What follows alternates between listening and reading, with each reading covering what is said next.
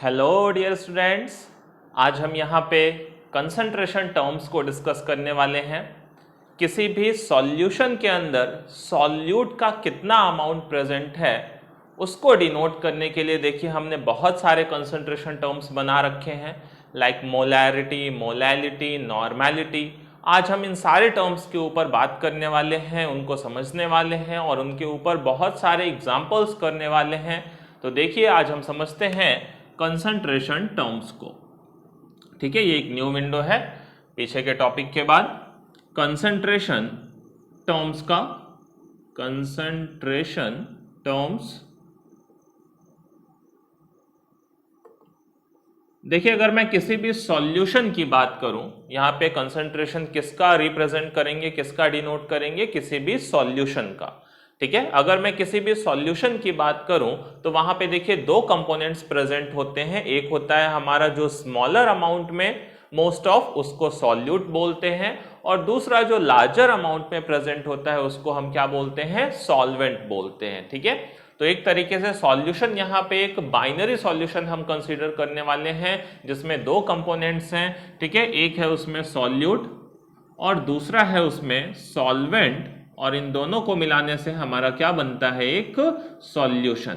ठीक है, नॉर्मली जो स्मॉलर अमाउंट में प्रेजेंट होता है, स्मॉलर अमाउंट में प्रेजेंट होता है उसको हम सॉल्यूट बोलते हैं, और जो लार्जर अमाउंट में प्रेजेंट होता है, ठीक है, उसको हम क्या बोलते हैं, सॉल्वेंट बोलते हैं। ओके, और इन दोनों को मिक्स करने से जो सॉल्यूशन बनता है उसका नेचर देखिए होमोजीनस होना चाहिए। ठीक है, सॉल्यूशन का नेचर कैसा होता है, होमोजीनस नेचर का होता है। मतलब जो कंपोजिशन है सॉल्यूट का थ्रू आउट द सॉल्यूशन वो सेम रहना चाहिए। ठीक है, लाइक मैं एक बड़ा सा बकेट लूं, उसमें ढेर सारा शुगर डिसॉल्व करूं, अब मैं चाहे ऊपर से एक ग्लास निकाल के पीऊं या नीचे से एक ग्लास निकाल के पीऊं, दोनों के स्वीटनेस में कोई डिफरेंस देखने को नहीं मिलता है। मतलब वो जो सॉल्यूशन था उसमें जो शुगर का कंसंट्रेशन था वो थ्रू आउट द सॉल्यूशन क्या था, वो कांस्टेंट था, वो सेम था। तो जो सॉल्यूट है, सॉल्वेंट है, वो इस तरीके से मिक्स होता है कि एक होमोजेनस सॉल्यूशन प्रिपेयर करता है जिसमें सॉल्यूट का composition through out the mixture वो क्या होता है, सेम होता है। ठीक है, और यहां पे अगर दो कंपोनेंट है किसी भी सॉल्यूशन के अंदर, ठीक है, तो उसको हम बाइनरी सॉल्यूशन बोलते हैं। ओके, तो देखिए कंसंट्रेशन टर्म्स किस लिए हमने बना रखे हैं, किसी भी सॉल्यूशन के अंदर कितना अमाउंट ऑफ सॉल्यूट प्रेजेंट है उसको रिप्रेजेंट करने के लिए। ठीक है, किसी भी सॉल्यूशन के अंदर कितना अमाउंट ऑफ सॉल्यूट प्रेजेंट है उसको रिप्रेजेंट करने के लिए कंसंट्रेशन टर्म्स का यूज करते हैं हम। ओके, जैसे मैं क्या करूं, एक बकेट लूं, है ना, उसमें वाटर लूं और उसके अंदर 1 टेबल स्पून शुगर को डिसॉल्व करूं। ठीक है, मेरे पास सपोज करिए एक बकेट है, ठीक है, या एक बीकर है, इसके अंदर हमने वाटर एज अ सॉल्वेंट ले रखा है और इसके अंदर हमने 1 टेबल स्पून शुगर को क्या किया, डिसॉल्व किया। वो पूरी तरीके से डिसॉल्व हो गया। फिर मैंने क्या किया, एक और टेबल स्पून शुगर लिया, उसको भी इस सॉल्यूशन के अंदर डिसॉल्व किया और वो भी पूरी तरीके से डिसॉल्व हो गया। तो यहां देखिए वाटर सॉल्वेंट था और जो हमने सॉल्ट लिया था वो क्या था, एक सॉल्यूट था। अब जैसे जैसे इस सॉल्वेंट के अंदर सॉल्ट का अमाउंट में इंक्रीज करता जाऊंगा, अच्छा अब दोनों को मिलाने से बन क्या गया है, सॉल्यूशन। ठीक है, अब जैसे जैसे मैं सॉल्ट का कंसंट्रेशन, सॉल्ट का अमाउंट इंक्रीज करता जाऊंगा वैसे वैसे मैं बोलता जाऊंगा इस सॉल्यूशन का कंसंट्रेशन बढ़ रहा है। बात समझिएगा। ठीक है, जैसे जैसे उस सॉल्यूशन के अंदर सॉल्ट का अमाउंट मैं इंक्रीज करता जाऊंगा वैसे वैसे टेक्निकल टर्म में मैं क्या बोलूंगा कि उस सॉल्यूशन का जो कंसंट्रेशन है वो क्या कर रहा है, वो इंक्रीज कर रहा है। ठीक है, बात समझ रहे हैं। एक और टेबल स्पून सपोज करो मैंने सॉल्ट डाला तो बोलूंगा सॉल्यूशन का कंसंट्रेशन और ज्यादा इंक्रीज कर गया। ठीक है, पहले वो सॉल्यूशन कैसा रहा होगा, अनसैचुरेटेड सॉल्यूशन रहा होगा, फिर एक कंडीशन ऐसी आएगी जिसपे वो सैचुरेटेड सॉल्यूशन बन जाएगा, उसके भी ऊपर जाएंगे तो वो एक सुपर सैचुरेटेड सॉल्यूशन में कन्वर्ट हो जाएगा। ठीक है, अनसैचुरेटेड सॉल्यूशन किसको बोलते हैं? जब तक हम और ज्यादा सॉल्यूट को डिसॉल्व कर सकते हैं तब तक वो सॉल्यूशन क्या कहा जाता है? अनसैचुरेटेड। जब और ज्यादा सॉल्यूट डिसॉल्व ना हो पाए, जब हमने मैक्सिमम अमाउंट ऑफ सॉल्यूट जितना डिसॉल्व हो सकता था उतना कर दिया है, तो उसको हम बोलते हैं एक सैचुरेटेड सॉल्यूशन। और जब प्रेसिपिटाइज होने लगता है सॉल्यूट, नीचे जाके फिर प्रेसिपिटाइज होने लगे, ऐसी कंडीशन आ जाए तो ऐसे सॉल्यूशन को हम क्या बोलते हैं? सुपर सैचुरेटेड सॉल्यूशन बोलते हैं। ठीक है, तो जो भी कंसंट्रेशन टर्म है वो किसी भी सॉल्यूशन के अंदर किसके अमाउंट को एक तरीके से रिप्रेजेंट करते हैं? सॉल्यूट के अमाउंट को रिप्रेजेंट करते हैं। ठीक है, तो देखिए कितने तरह के कंसंट्रेशन टर्म्स है, उसको मैं पहले यहां पे लिख देता हूं, फिर एक एक करके सबको हम बारी बारी से स्टडी करेंगे।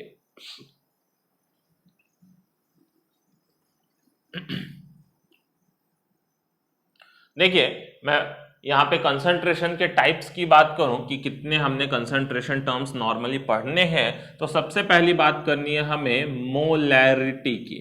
ठीक है, मोलैरिटी ये हमारा सबसे फर्स्ट सबसे इजी सा एक कंसंट्रेशन टर्म है जिसको हम कैपिटल एम से डिनोट करते हैं। ठीक है, दूसरा देखिए जो हमें कंसंट्रेशन टर्म पढ़ना है वो है मोलैलिटी। ध्यान दीजिएगा वो रिटी था, ये लिटी है, LITY, इसको स्मॉल m से डिनोट करते हैं।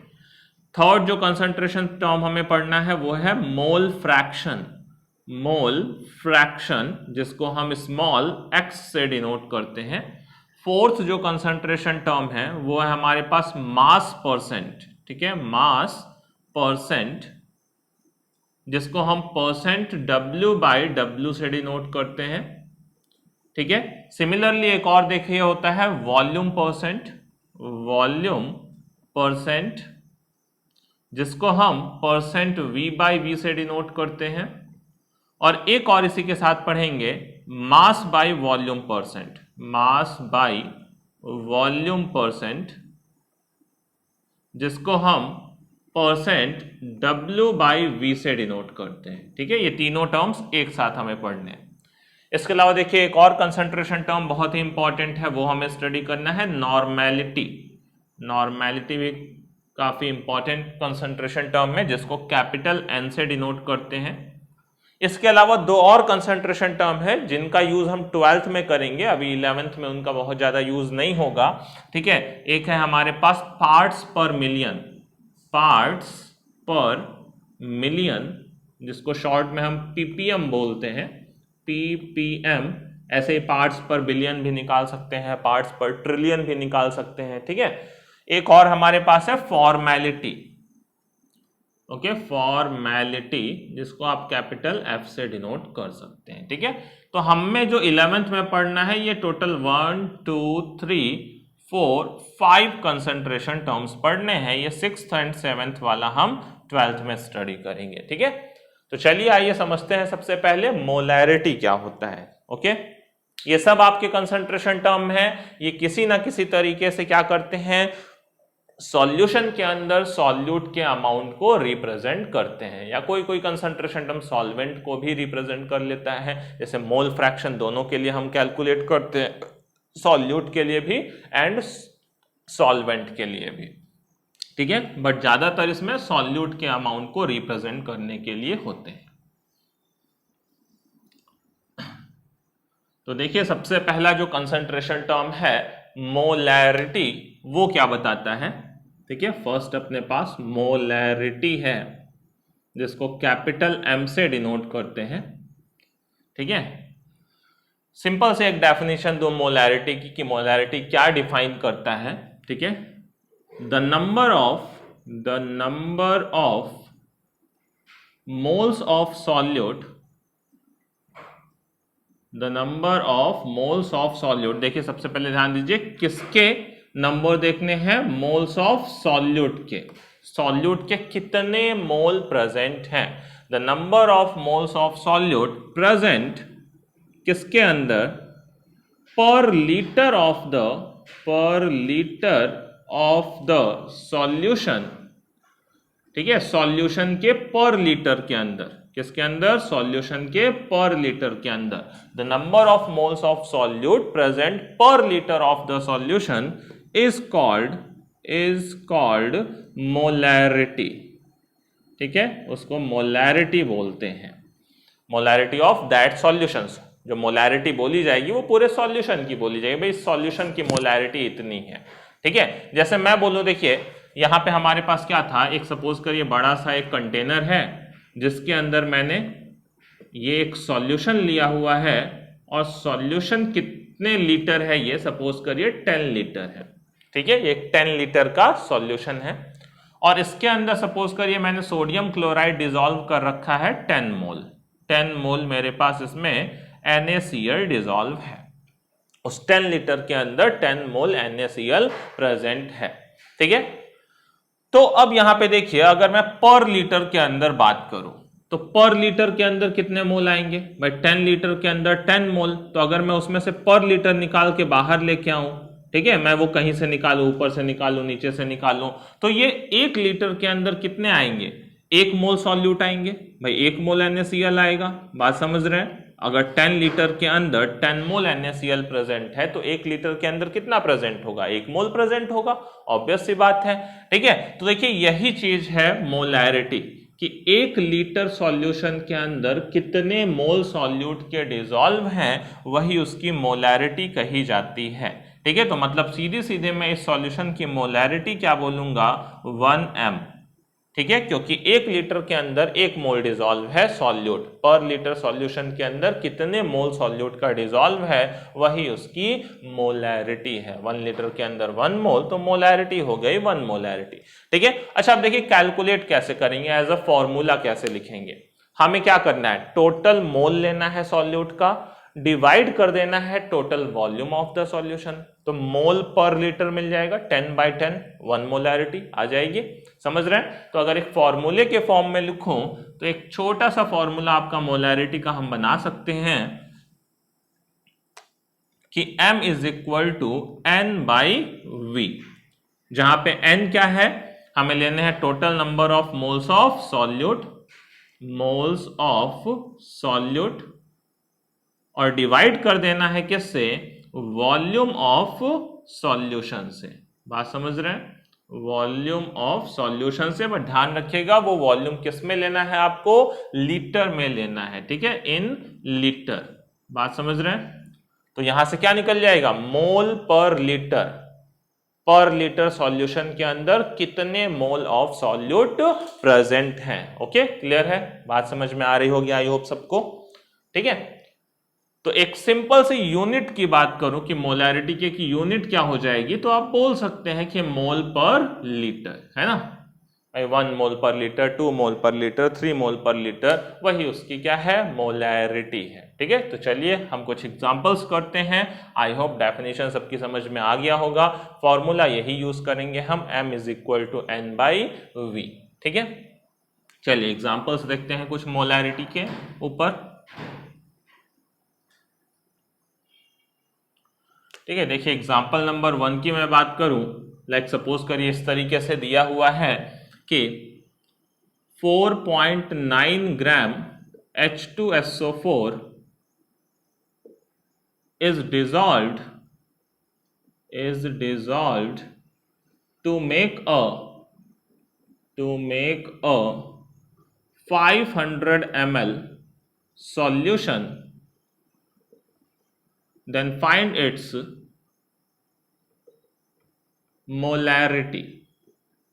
ठीक है, तो सॉल्यूशन की हमें क्या फाइंड आउट करनी है, मोलैरिटी फाइंड आउट करनी है। तो यहां पे देखिए सॉल्यूट कौन है, सल्फ्यूरिक एसिड, कितना ग्राम उसका डिसॉल्व किया है हमने, 4.9 ग्राम, और पूरा सॉल्यूशन कितने मिलीलीटर का बनाया है, 500 मिलीलीटर का बनाया है, उसकी मोलैरिटी बतानी है। तो हमने कहा मोलैरिटी का formula m is equal to N/V। Okay, अब देखिए मोल ऑफ सॉल्यूट कैसे निकलेगा, मास ऑफ सॉल्यूट दिया है, तो हमने सीखा है मास में अगर मोलर मास से डिवाइड कर देंगे तो क्या निकल जाएगा, हमारा मोल निकल जाएगा। ठीक है, तो मोल को देखिए मैं ऐसे भी लिख सकता हूं कि mass divided by molar mass, लिख सकता हूं मोलर मास, है ना। तो देखिए यहां से हमने लिख लिया, मोल की जगह पे मास ले लिया, कितना 4.9, डिवाइड बाय सल्फ्यूरिक एसिड का मोलर मास कितना आता है 98, भाई हाइड्रोजन का 2 2 हाइड्रोजन के लिए 2 हो गया, सल्फर के लिए 32 हो गया, 4 ऑक्सीजन 64 हो गया। ओवरऑल मोलर मास कितना आता है सल्फ्यूरिक एसिड का? 98 आता है। तो mass divide by molar mass, क्या इससे मोल निकल जाएगा? बिल्कुल निकल जाएगा। डिवाइड करना है, देखिए वॉल्यूम ऑफ सॉल्यूशन, बट वो वॉल्यूम किस में होना चाहिए? लीटर में। हमने कितना लिया है? मिलीलीटर में। तो 500 में किससे डिवाइड करेंगे? 1000 से डिवाइड करेंगे। तो ये सॉल्यूशन का वॉल्यूम आ गया किस में? लीटर में। ओके, अब देखिए इसको सॉल्व कर लीजिए, कितना हो जाएगा ये? देखिए 1/20 ये हो जाएगा, ऊपर वाला कैंसिल करेंगे 2 टाइम, नीचे पॉइंट हटा के एक 0 इंक्रीज कर दिया, ये कितना है? 1/2 है। तो ये हो जाएगा एक तरीके से 2/20, 2/20 में 1/10, 1/10 मतलब 0.1। तो इसको देखिए ऐसे लिखते हैं 0.1 मोलैरिटी, है ना। जो सॉल्यूशन होगा उसकी मोलैरिटी कितनी होगी? 0.1 मोलैरिटी का वो सॉल्यूशन होगा। ओके, बात समझ में आ रही है? ऐसे देखिए कभी इसका रिवर्स दे देता है कि भाई हमें सॉल्यूशन की मोलैरिटी बता देता है, तो बोलता है कि इतनी मोलैरिटी का सॉल्यूशन बनाने के लिए कितने ग्राम सॉल्यूट का उसके अंदर डिसॉल्व करना पड़ेगा। तो चलिए एक एग्जांपल वैसा भी कर लेते हैं हम, ठीक है। एग्जांपल नंबर 2,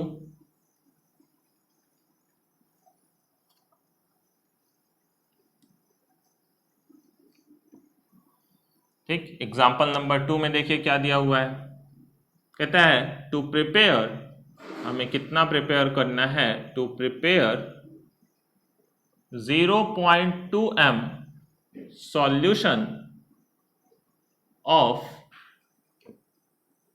NaCl, ठीक है। 0.2 मोलैरिटी का सॉल्यूशन बनाना है ऑफ NaCl, ठीक है, जिसका कि वॉल्यूम होना चाहिए, volume 500 ml। How much NaCl, how many grams of NaCl is needed, ठीक है। ये क्वेश्चन है आपका, कहता है कि to prepare 0.2 m solution of NaCl, volume 500 ml, how many grams of NaCl is needed, ठीक है। हमें 0.2 मोलैरिटी का 500 मिलीलीटर सॉल्यूशन बनाना है, तो उसमें कितने ग्राम सोडियम का डिसॉल्व करना पड़ेगा। तो सिंपल देखिए, फिर से मैंने फॉर्मूले का यूज किया, m is equal to n/v। अब मोल को देखिए मैंने लिख लिया कैसा? Mass divide by molar mass, क्योंकि मेरे से मास पूछ रहा था भाई कितने ग्राम मेरे को NaCl का लेना पड़ेगा। तो मैंने कहा फिर से इस फॉर्मूले को इस तरीके से लिख दिया कि मोलैरिटी इज इक्वल टू, मोल की जगह पे मैंने क्या लिख दिया? Mass divided by molar mass. चलिए मोलर मास को मैंने शॉर्ट में mm लिख दिया है, ठीक है, divide by volume in litre. तो अब देखिए मोलैरिटी हमें पता थी, मोलैरिटी कितना बनाना था? 0.2 मोलैरिटी का सॉल्यूशन। मास कितना लेना था NaCl का? भाई वही तो पता करना है, ठीक है। मास को मास रहने दिया। मोलर मास NaCl का कितना हो जाता है? 58.5 हो जाता है। सोडियम का कितना होता है? 23, क्लोरीन का 35.5। ओवरऑल कितना हो जाता है मोलर मास NaCl का? 58.5 हो जाता है। तो मास में हमने मोलर मास 58.5 से डिवाइड कर दिया। डिवाइड बाय वॉल्यूम किस में लेना है? लीटर में। यहां दिया है मिलीलीटर में।